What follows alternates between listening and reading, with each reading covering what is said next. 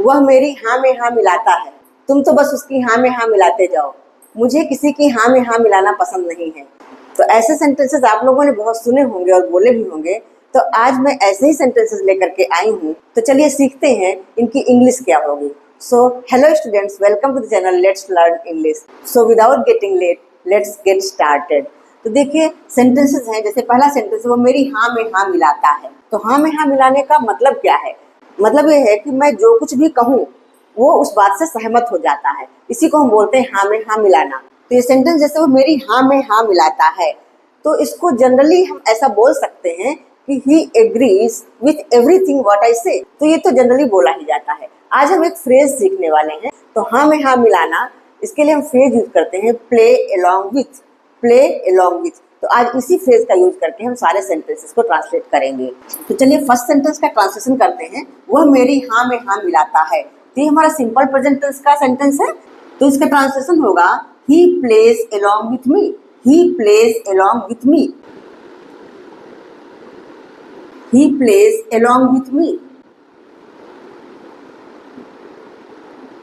ठीक है, simple present tense होने की वजह से सब्जेक्ट हमारा ही है, इसलिए प्ले का प्लेज हो गया। तो he plays along with me. Next sentence है बस उसकी हाँ में हाँ मिलाते जाओ। तो ये सेंटेंस हमारा इंपेरेटिव सेंटेंस है।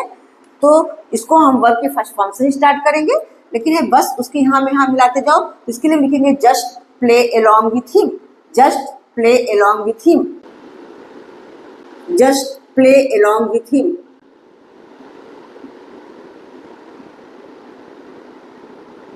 नेक्स्ट सेंटेंस है तुम्हें तो बस उसकी हाँ में हाँ मिलाना ही आता है। तो इसका ट्रांसलेशन हो जाएगा all you know is how to play along with him. तो लिख लेते हैं all you no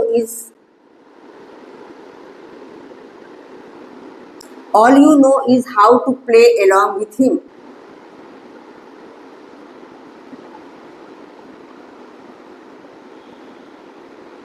next sentence है उसकी हाँ में हाँ मिलाने में क्या बुराई है। तो इसका ट्रांसलेशन हो जाएगा what's wrong with playing along with him. तो इसको लिख लेते हैं what's wrong with playing along with him.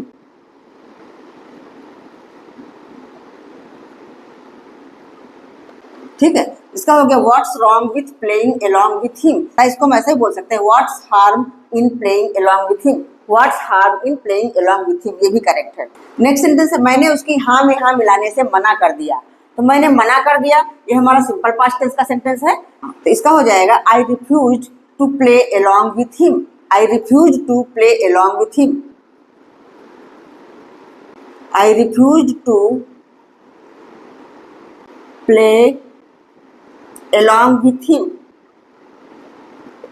Next sentence है उसने जो भी कहा तुम उसकी हाँ में हाँ मिलाते रहे।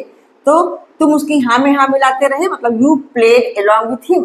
फिर उसके बाद उसने जो भी कहा वॉट एवर ही सेड। तो चलिए इसको भी लिख लेते हैं you played along with him.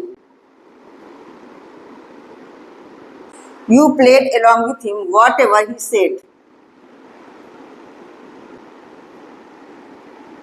इसका ट्रांसलेशन हो गया you played along with him what ever he said. तो आई होप आप लोगों को सारे सेंटेंसेस समझ में आ गए होंगे, इनका स्ट्रक्चर भी समझ में आ गया होगा। Now one sentence for you, मुझे किसी की हाँ में हाँ मिलाना पसंद नहीं है।